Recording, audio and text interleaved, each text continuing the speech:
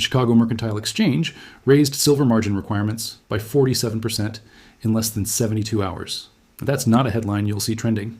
That's not something CNBC spent the afternoon explaining, but it happened. And if you understand what a margin hike is supposed to do and you see what happened afterward, you start to realize something very uncomfortable about the architecture holding this market together. Because margin hikes are a weapon. They're designed to kill momentum, crush speculation, and force leverage players out of their positions. They've worked before. They worked in 1980. They worked in 2011. But this time, something different happened. This time, the price didn't collapse. It hesitated. It dipped. And then it kept climbing. That's not supposed to happen. And the fact that it did tells you more about the state of the system than any analyst report ever will. Let me explain what a margin hike actually is, because most people hear the term and assume it is some complex regulatory maneuver that only affects Wall Street. It's not. It's simple. It's brutal.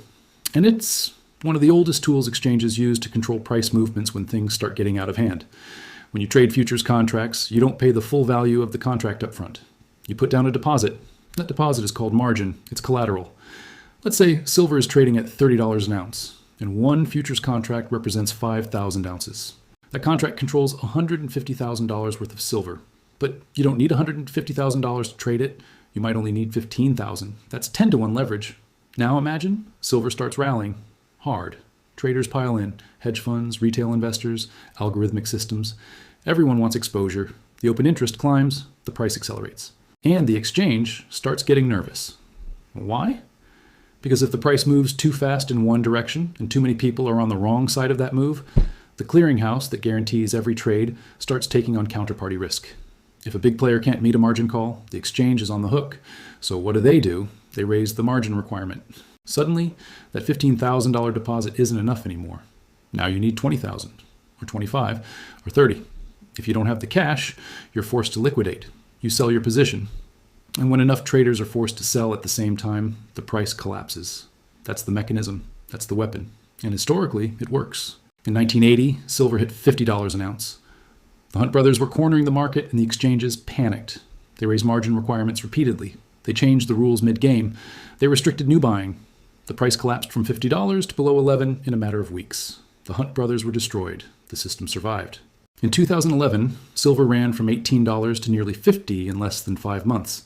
The CME raised margins 5 times in 8 days. The price peaked at $49 and dropped to $35 within a week. Leveraged speculators were flushed out. The rally died. The pattern held. Margin hikes kill rallies. That's what they're designed to do. So when the CME raised silver margins by 47% in January 2025, the expectation was clear. This rally was about to end. The price would break. The momentum would reverse. And everyone watching assumed the usual script would play out. Except it didn't. Silver dipped for 2 days, then it stabilized, then it climbed again.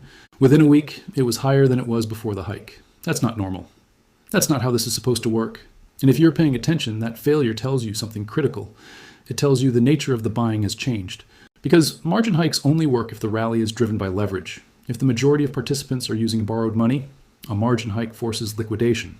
But if the rally is driven by physical demand, by entities that aren't using leverage, by buyers who are taking delivery instead of rolling contracts, then a margin hike does nothing. It's a tool designed for a paper market. And it stops working when the market stops being paper. Let me show you what I mean. In a normal futures market, the vast majority of contracts never result in physical delivery. Traders buy and sell contracts to speculate on price movement. They close their positions before expiration. They roll them forward. The metal never moves. It's just numbers on a screen. But when delivery intentions start rising, when open interest doesn't collapse after expiration, when registered silver in COMEX vaults starts declining while prices are climbing, that tells you something is shifting. It tells you the participants have changed. They're not speculators. They're accumulators. And accumulators don't care about margin requirements because they're not using margin. They're buying with cash. They're taking possession. And you can't margin call someone who isn't borrowing. Now here's where it gets uncomfortable. The CME didn't raise margins because they wanted to. They raised them because they had to. Because the system they oversee, the paper market they manage, is built on the assumption that most contracts are synthetic, that most trading is speculative, that physical delivery is the exception, not the rule. But when that assumption breaks, when too many players start demanding metal instead of settling in cash, the exchange has a problem, because the amount of silver represented by open contracts is vastly larger than the amount of silver sitting in deliverable inventories. It's not even close. At the peak of this rally, COMEX had roughly 350 million ounces of silver in registered vaults. Sounds like a lot. Until you realize that open interest in silver futures represented over 900 million ounces. That's a coverage ratio of less than 40%. And that's assuming every ounce in the vault is actually available, unencumbered, and ready to be delivered, which it probably isn't. So when the price starts accelerating and delivery notices start increasing, the exchange has two options. They can let the rally continue and risk a delivery default, or they can raise margins and hope it kills the momentum. They chose the second option. And it didn't work, which means the problem is still there. And it's getting worse, because every time a margin hike fails, it reveals that the participants driving the price aren't the ones the exchange can control. They're not speculators playing with leverage. They're entities with capital, with conviction, and with a plan. And those entities are operating under a very different set of assumptions than the market makers and bullion banks that have dominated this space for decades. Let's talk about those assumptions. For the last 40 years, the silver market has been managed. Not manipulated in some shadowy conspiracy theory sense, but managed in the very open, very legal sense that large banks hold massive short positions, and they use those positions to suppress volatility in cap rallies. This isn't speculation. It's documented. JP Morgan paid nearly $1 billion in fines for spoofing precious metals markets. Deutsche Bank, HSBC, UBS all settled similar cases. The playbook was simple. When silver starts moving up, you sell futures contracts. You don't need to own the metal, you just need to create selling pressure on the paper market. The price drops, momentum dies, retail investors panic, and the banks cover their shorts at a profit, rinse and repeat. That model worked as long as the paper market was larger and more liquid than the physical market. As long as price discovery happened on exchanges, not in vaults. But something has shifted. The physical market is tightening. Industrial demand is growing. Solar panel production alone is consuming over 100 million ounces of silver annually, and that number is accelerating. Electric vehicles, 5G infrastructure, military applications. Every modern technology relies on silver. And unlike gold, which is mostly monetary, silver gets consumed. It's used in trace amounts across thousands of products. It doesn't get recycled efficiently. Once it's gone, it's gone. And production isn't keeping up. Global silver mine supply has been flat for a decade. Major deposits are depleting. Energy costs are rising. Permitting timelines are extending. And most silver isn't even mined as a primary product. 70% of silver comes as a byproduct of copper, lead, and zinc mining, which means if those industries slow down, silver supply contracts, regardless of price. You can't just open a new silver mine in response to higher prices. It takes years, sometimes decades. And in the meantime, demand keeps rising. Industrial users need silver. They can't substitute it effectively. You can't build a solar panel without it. You can't manufacture semiconductors without it. And when industrial users start competing with investors for physical metal, the price dynamics change completely. Because industrial users don't speculate. They don't trade futures. They buy physical. They lock in supply. And they're willing to pay premiums that futures prices don't reflect. This is what the margin hike revealed. It revealed that the price isn't being driven by speculation anymore. It's being driven by a structural deficit that no amount of paper selling can suppress. Because you can't deliver paper to a factory. You can't code a circuit board with a futures contract. And when the entities driving the price are the ones who actually need the metal, margin hikes don't work. Volatility suppression doesn't work. The old playbook stops functioning. And the system that relied on that playbook starts to fracture. Now let's talk about what happens next. Because the CME isn't going to give up. Exchanges never do. If one margin hike doesn't work, they'll try another. And another. They'll tighten position limits. They'll increase scrutiny on large traders. They'll change delivery rules if they have to, because the alternative is a default, and a default would destroy confidence in the entire futures market, not just silver, everything. If COMEX can't deliver on its contracts, why would anyone trust Chicago wheat? Why would anyone trade crude oil futures? The credibility of the entire derivatives complex depends on the assumption that these markets are solvent, that delivery is always possible, that the system works. But that assumption only holds if physical supply exceeds paper claims. And in silver, it doesn't, not anymore. So the exchange is trapped. They can't let the price run because that increases delivery pressure. But they can't suppress the price because the tools they have don't work anymore. Every margin hike that fails makes the situation more obvious. Every delivery notice that gets honored drains registered inventory. And every ounce that leaves the vault makes the next crisis more likely. This is what people miss when they watch silver bounce around on a chart. They see volatility. They see a commodity market doing commodity market things. But underneath that volatility, there's a structural imbalance that's been building for years. And it's not getting better. It's accelerating. Think about what a market looks like when it's functioning properly. Supply and demand find equilibrium. When demand increases, prices rise, and that incentivizes more supply. When supply increases, prices fall, and that reduces production. It's a self-correcting system. But silver isn't self-correcting anymore. Higher prices aren't bringing on significant new supply. And lower prices don't reduce industrial demand. The system is inelastic, which means the only variable left is price. And when price is the only variable and physical supply is fixed and demand is growing, the math is simple. The price has to go higher. A lot higher. Not because of speculation, not because of hype, but because the physical market requires it. And here's the part that makes people uncomfortable. The entities that understand this, the entities that are accumulating physical silver right now, aren't retail investors. Retail investors chase momentum. They buy high and panic sell low. No, the entities moving size, the entities placing delivery notices, the entities willing to absorb margin hikes without flinching. Those are institutions, sovereign wealth funds, family offices, central banks in emerging markets. They're not buying silver because they think it's going to double in 6 months. They're buying it because they understand what happens when a critical industrial metal becomes scarce. They understand what happens when paper markets lose credibility. And they understand that the time to accumulate physical assets isn't after the crisis, it's before. This is why the margin hike matters. Not because it succeeded or failed in the short term, but because it exposed the underlying dynamic. It showed that the paper market is losing control.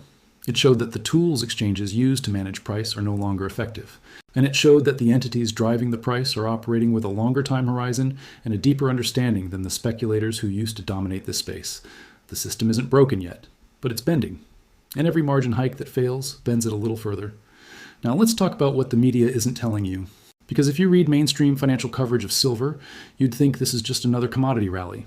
A bit of momentum, some technical breakout, maybe a weakening dollar, maybe some inflation fears. Nothing structural, nothing systemic, just noise. But the media doesn't cover margin hikes. They don't explain what it means when delivery intentions rise. They don't track the registered inventory data. Why? Because those details complicate the narrative. They make it harder to dismiss the rally as speculation. They force you to ask uncomfortable questions about leverage, about fractional reserve bullion banking, about the difference between paper claims and physical metal. And those questions lead to answers that make central banks and bullion banks very uncomfortable. Because here's the truth. The silver market, like the gold market, operates on the assumption that most claims will never be exercised. It's the same model as fractional reserve banking. The bank doesn't keep all your deposits in the vault. They lend most of it out. And as long as everyone doesn't ask for their money at the same time, the system works. But the moment confidence breaks, the moment too many people demand physical withdrawal, the system collapses. That's a bank run. And what we're seeing in the silver market right now isn't a rally. It's the early stage of a bank run. Not a panic, not a chaotic scramble, but a quiet, methodical draining of physical inventory by entities that understand the math and don't trust the system to deliver when it matters. The margin hike was supposed to stop that. It was supposed to scare people out. It was supposed to remind everyone that the exchange controls the rules and that fighting the exchange is a losing game. But it didn't work. And the reason it didn't work is because the people taking delivery aren't fighting the exchange, so they're ignoring it. They're bypassing it. They're going directly to the physical market, paying premiums and taking possession. And once that metal leaves the vault, it's not coming back. You can't rehypothecate a solar panel. You can't lend out silver that's been soldered onto a circuit board. When industrial silver gets consumed, it's gone. And when investment silver moves into private vaults, into sovereign reserves, into hands that aren't selling, it's effectively gone too. The float shrinks, the available supply contracts, and the paper market becomes increasingly detached from physical reality. This detachment is what creates the explosions. Because as long as everyone pretends the paper market is real, prices stay stable. But the moment someone calls the bluff, the moment physical delivery becomes the priority instead of cash settlement, the entire pricing mechanism breaks. And we've seen this before. We saw it in palladium. We saw it in rhodium. We saw it in uranium. In every case, the paper market collapsed, premiums exploded, and the entities that waited to buy physical paid multiples of what they would have paid if they had acted early. Silver is bigger. Silver is more liquid. But the mechanism is the same, and the margin hike that failed is the first crack. So what happens now? The exchange will try again. They have to. They'll raise margins further. They'll tighten position limits. They'll make it harder and more expensive to hold large positions. And every time they do, they'll be hoping the price breaks. But if it doesn't, if the buying continues, if registered inventory keeps declining, then the exchange faces a choice. They can either allow delivery and risk running out of metal, or they can change the rules and settle contracts in cash. Both options destroy credibility. Both options confirm that the paper market is synthetic. And both options accelerate the move into physical. Because once investors realize that futures contracts might not deliver, they stop trusting futures contracts. They stop using the paper market for price discovery. They start looking at physical premiums, at delivery times, at vault inventories. And when that happens, the paper price becomes irrelevant. The real price, the price that matters, is the price you pay for metal in hand. And that price is already diverging. In some markets, silver rounds are trading at $4 to $6 premiums over spot. Delivery times for large orders have extended from days to weeks. Refineries are backlogged. Mints are rationing. These are the signs of a physical market that's tighter than the paper price suggests. And the margin hike that failed is the proof that the paper market can no longer suppress the signal. Now here's the final piece. The question you should be asking. If the system is this fragile, if the leverage is this extreme, if the physical supply is this constrained, why hasn't it broken already? Why hasn't there been a default? Why hasn't the price exploded? The answer is simple. Because defaults don't happen until they have to. Because the entities that would lose the most from a default, the bullion banks, the clearinghouses, the exchanges, they all have a vested interest in preventing it. And they have tools. They can lease metal from central banks to cover short-term shortages. They can offer cash premiums to settle contracts without delivery. They can convince industrial users to accept delayed shipments. They can manage the crisis quietly behind the scenes as long as the pressure stays manageable. But pressure has a way of building. And every margin hike that fails adds pressure. Every delivery notice adds pressure. Every ounce that leaves the vault adds pressure. And at some point, the tools stop working. At some point, the entities holding short positions realize they can't deliver. And at that point, the price doesn't rise gradually. It gaps. It dislocates. And the people who waited to buy physical find out there's nothing left to buy. This is what the margin hike revealed. Not that the system is broken, but that it's breakable. And that the mechanisms designed to prevent a crisis are no longer sufficient. The old rules, the old tools, the old assumptions, they're all based on a market structure that doesn't exist anymore. The paper market is still there. The futures contracts are still trading. But the foundation underneath is eroding. And the margin hike that failed is the sound of that erosion accelerating. Physics doesn't negotiate. Math doesn't compromise. And when more contracts exist than metal, when delivery pressure exceeds available inventory, when margin hikes stop working, the outcome is inevitable. The only question is timing. The only question is whether you understand what's happening before the system admits it. Because by the time the headlines catch up, by the time the media explains what a delivery default actually means, the physical metal will be gone. The premiums will be insurmountable. And the entities that acted early will be the only ones holding real assets in a market that finally realized paper is on a substitute for the real thing. The margin hike failed. And that failure is the system telling you something it will never say out loud. The control is slipping. The leverage is breaking. And the math is already locked in. So here's the question you need to answer. If a margin hike designed to kill a rally couldn't stop the price from climbing, what does that tell you about who's actually buying? Drop your answer in the comments. Let's see who's paying attention. This is the system revealing itself. And once you see it, you can't unsee it.